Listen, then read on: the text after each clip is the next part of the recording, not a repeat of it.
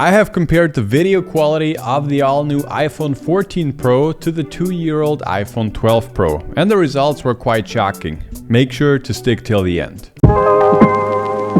Hey, what's up everybody, my name is Julian, I'm the creator of Smartphone Filmmaking Pro, and I'm super excited to have you for this very interesting video. Today we will compare the over 2-year-old iPhone 12 Pro to the shiny new iPhone 14 Pro, and we will especially compare like how good is the video quality of the iPhone 14 Pro compared to the 12 Pro, and if it's actually worth upgrading. That's one thing. Or on the other hand, if you do not have an iPhone at all and you do not want to spend like $1,500 on a smartphone, you might actually consider getting the iPhone 12 Pro, maybe refurbed or something like this, because you can just get that for much less. So let's find out how good the video quality of the 12 and the 14 Pro really is and how they compare. So first of all, let's start off with the tech specs of both of these camera systems. As you can see, both of these phones have 3 lenses, but they are a bit different. The biggest difference is that the iPhone 14 Pro now has a 48 megapixel sensor and the iPhone 12 has a 12 megapixel sensor. Does that mean that the photos of the iPhone 14 Pro are 4 times better and 4 times sharper? No, to be honest, not, because most of the time you're capturing 12 megapixel photos anyways. The only way to truly get 48 megapixel photos would be to shoot in Apple ProRAW. That's how you can get that. But on the video side, actually both of them can record in 4K up to 60 frames per second, and slow motion goes up to 240 frames, and both of them can record in Dolby Vision HDR. And one thing that only the 14 Pro can do is that can also record in ProRes. Something that is actually interesting when I was researching this video is that the aperture on the iPhone 12 Pro actually was wider open than it is on the 14 Pro these days. On the iPhone 14 Pro, the main shooter has an aperture of f1.78, and on the 12 Pro it actually has an aperture of f1.6, so that is actually wider open and more light can hit the sensor. That's pretty interesting. On the ultra-wide angle lens, the iPhone 14 Pro has an aperture of f2.2 and the 12 Pro has an aperture of f2.4. And on the telephoto lens, the iPhone 14 Pro has an aperture of f2.8 and the 12 Pro of f2.0. So I found that quite interesting. Generally speaking, the wider open the aperture, so the smaller the number, the more light can hit the sensor, and overall the more natural bokeh you can create.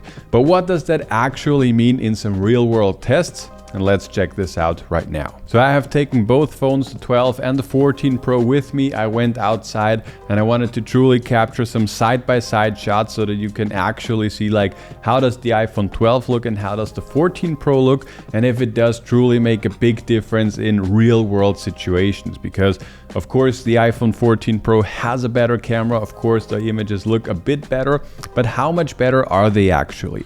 And first of all, I would say let's start off with the ultra-wide angle lens and just a regular static shot. And depending on where you're watching this video right now, you probably will not be able to tell a big difference between both of these. I did not capture them simultaneously because I did not have a tripod where I can mount both phones at the same time, so there was like a minute between both shots.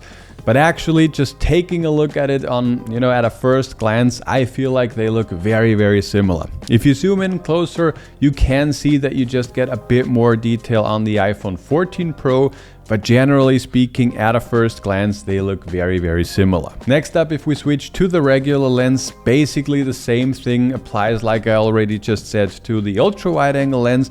The only thing that is noticeable, in my opinion here, is that just the sensor of the 14 Pro is a bit bigger and you get more natural bokeh. And something that I was also noticing throughout these entire tests, I think the color just looks a bit more natural on the iPhone 14 Pro. Like I said before, both of them shoot in the Dolby Vision HDR and both of them shoot at 10-bit, so theoretically and technically speaking they are identical, but I just think that the processing of the 14 Pro with the A16 Bionic just works a bit better, and I think, like I said, it just renders the colors a bit more natural. If we take a closer look at at the sharpness, again, I think it depends on where you're watching the videos, and also through the YouTube compression, you probably will not be able to tell the difference, but I could just see that the 14 Pro has a bit more detail, but it's not like a big difference. Something that was very noticeable if you switch to the 2x lens on the iPhone 12 Pro and also on the 14 Pro, the field of view is actually completely different. On the 12 Pro you get a much wider field of view, and generally speaking I think that the telephoto lens is the worst of them all. On the other hand, the iPhone 14 Pro,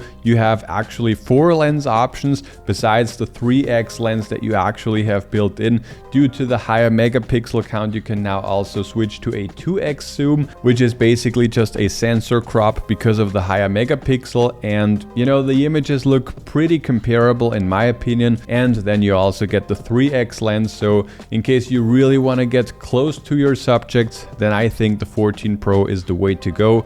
Or you could also get, of course, an add-on lens for your 12 Pro. The next category that I want to compare is the stabilization, and that is a very interesting one. The iPhone 12 Pro only has some digital stabilization going on, and the iPhone 14 Pro actually has optical stabilization and the digital stabilization. And something that was just very interesting when I was comparing these two, I was basically just walking through the vineyards, and you know, one time with the 12, then other time with the 14 Pro. And as I was walking, the image on the iPhone 12 Pro looked like I was shaking around like crazy, and it looked like it would be very bumpy. And when I was playing back the footage, it looked surprisingly smooth, and I could really tell that there was a lot of processing going on. On the other hand, with the iPhone 14 Pro, it already looks much more stable whilst you're shooting, but then the end result actually looks very similar in my opinion, which was super surprising. I have been shooting tons of videos with the iPhone 12 Pro when this was my daily driver, and I knew that the footage was super stable and looking amazing.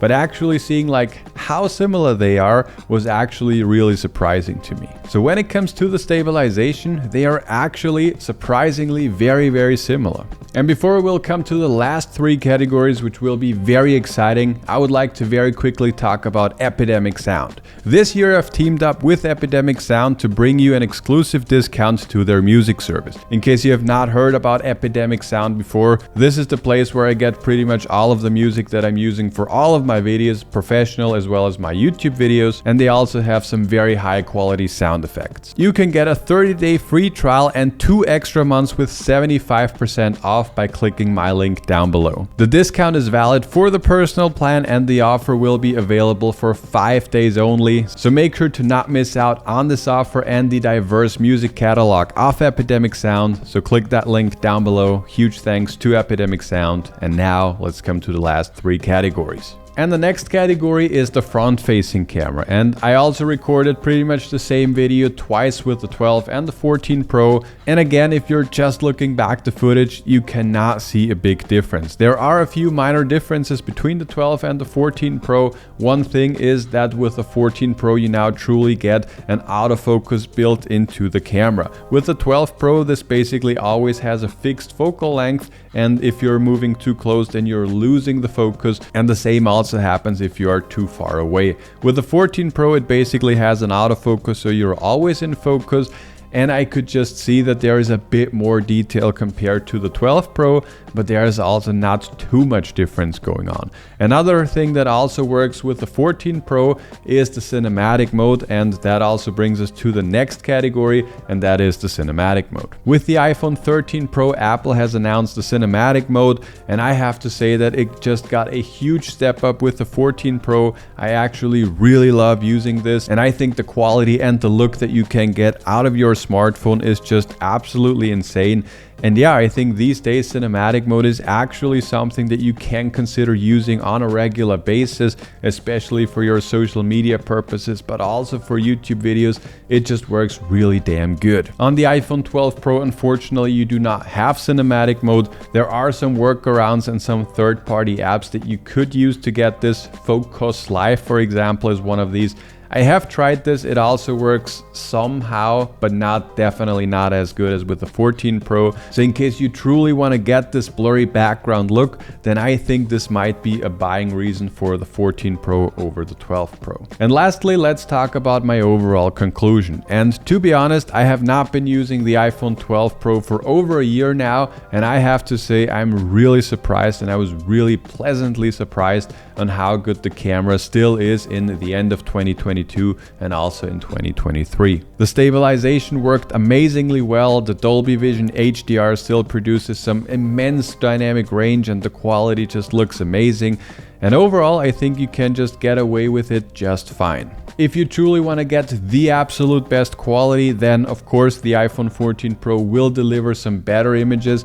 And also the colors, like I said before, they just look a bit more natural on the iPhone 14 Pro, and you can also tweak them a bit better. The iPhone 14 Pro also has the opportunity to record in ProRes, which will deliver massive file sizes, but even more detail and even better quality, so you can definitely use that. And like we have just talked about, the cinematic mode for me on the iPhone 14 Pro is a big step up compared to the iPhone 13 Pro, and to be honest, this might be the only reason why I would say you should get the iPhone 14 Pro over the 12 Pro. With everything else, I think that it is more important that you actually know how you can use the phone that you already have to its fullest potential. I have even shot some paid commercials with my iPhone 12 Pro back then, and if you truly know how you can use it to its fullest potential, you can get some absolutely amazing results. In case you would learn more about that, in case you do not know how you can get these amazing results, you can check out the first link below that like button.